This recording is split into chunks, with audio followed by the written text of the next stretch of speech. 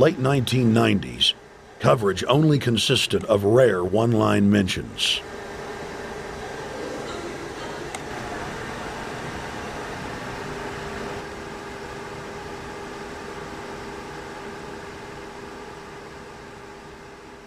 With the rise of the alternative media, their stranglehold on information has begun to slip.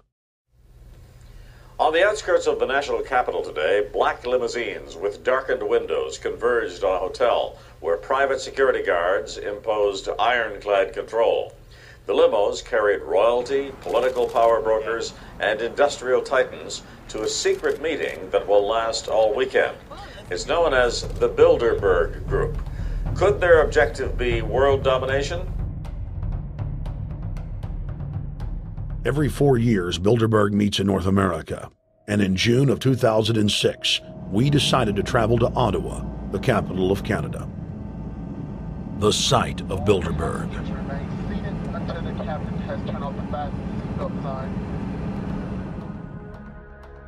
In Bilderberg's long history, many reporters attempting to cover the group have been harassed, detained, and even jailed. I jokingly reassured my cameramen that the horror stories we'd read about were probably exaggerated. I was wrong. We know reporters get detained at airports, people aren't let in. We know people get sent to the jailhouse for 3 or 4 hours. It happens every time. Well, it happened to Alex Jones this time. They admitted Bilderberg that they've had pressure put on them by the government to heighten security, and that's why all this happened. Yes, I was told that by 2 separate people. They scoured our records for hours yesterday and hours today, trying to find something on us, and of course there was nothing. It was just scary. I mean, I've been all over the world, and I've never seen anything like this. It was like hours of humiliation.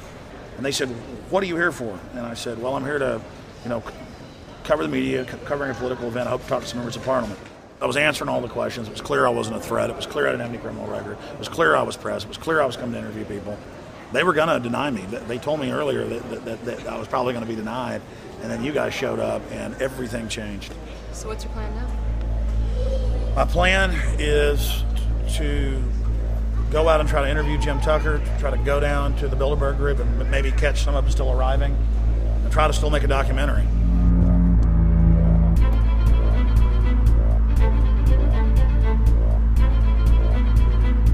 So instead of being here at 8 a.m. in the morning when the Bilderberg Group attendees, the 100 elite of the planet, start showing up, we're going to be getting here about 3:30 or so, and we'll see if we can catch any of the elites coming in.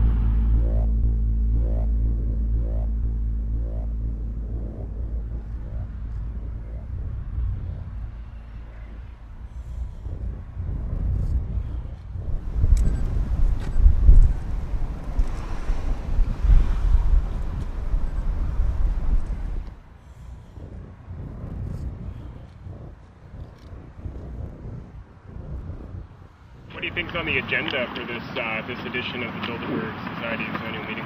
They're debating the attack on Iran. They're talking about how to take out Hugo Chavez. They're talking about how to get their American Union in that destroys Canadian, U.S., and Mexican sovereignty. So we're talking about the death of Canada is what's happening in there right now. The death of your sovereignty is happening in there right now. CNN has even reported that these individuals have put out the policy reports through the Council on Foreign Relations that writes their scholarly white papers to end the United States, to end Canada, and to end Mexico. About 10 have come in. They've been coming in slowly in typically big black cars with what appears to be bulletproof glass, and we've got a few pictures of some of the people. We're being kept well back from the building by an awful lot of security people, but there'll be more security as this thing develops. Again, just a reminder to stay off the property, okay? I am. This is the line. We checked with the city. Thank you. Yeah. Okay. That's the ex-president of Ireland? Maybe? Okay, Danny will know. I came here from upstate New York. I booked a room way in advance. When I checked in at 10 o'clock at night, they told me I had to be out at 8:30 in the morning. And so, of course, I complied to what they wanted. I wasn't happy about it because I had been tired. I drove quite a long way. Then I went down to have something to eat, and I just saw a bunch of security here, and I was wondering what was going on, and I asked questions, and they said they were having a wedding or they were having some sort of reception. So I decided to ask a couple more questions because I thought it was kind of weird. And then I saw them from my hotel window. They were in the back with flashlights looking at the trees, looking up through the trees, and they were also in front of the hotel combing. It looked like combing the hotel. So I kind of was wondering what was going on, and I left. I got up this morning.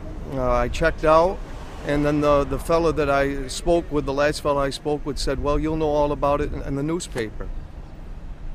Well, I didn't have to wait because there was a group of people out here telling me everything that was going on. They're not fooling anybody any longer when you've got this many cops, you know, and detaining Alex Jones at the border.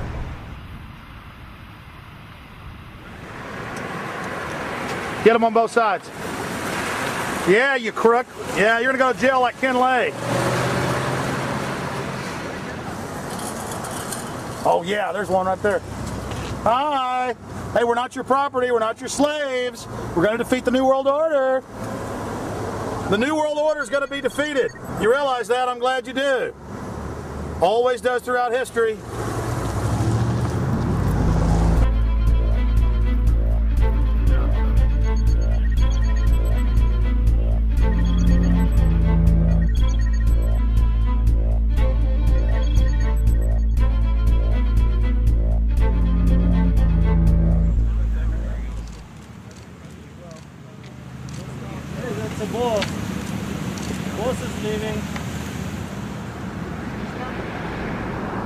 Etienne Davignon is the honorary chairman of the Bilderberg Group,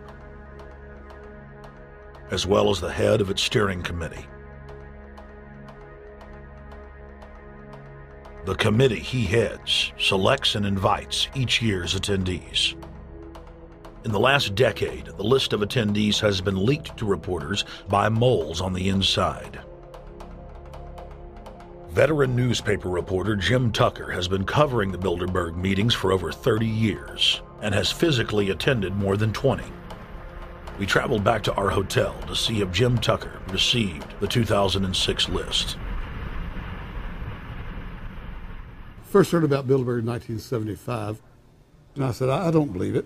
That's not possible. Who in hell's Bilderberg?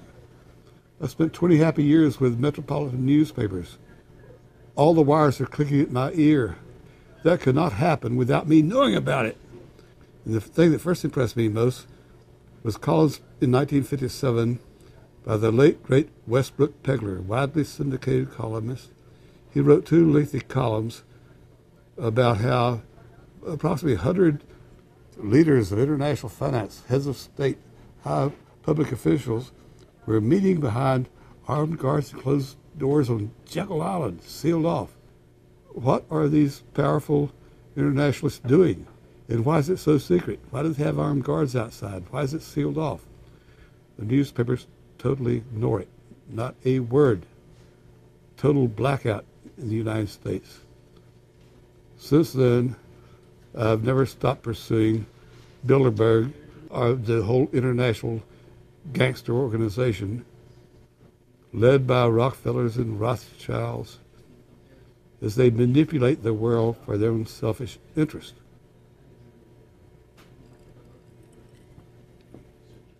Jim, you've been waiting on the list. You normally get it on the first day. You haven't gotten it. We're told it might come in today. How important is that list? It's absolutely essential, although identifying people outside, as we always do, is important too, to find out who is not on their own list.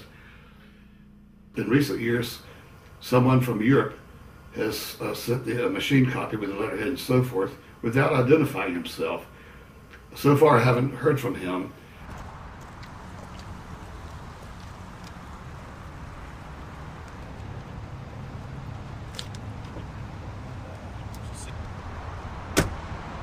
Well, Bilderberg assumed that name in 1954 at their first meeting as Bilderberg at the Bilderberg Hotel.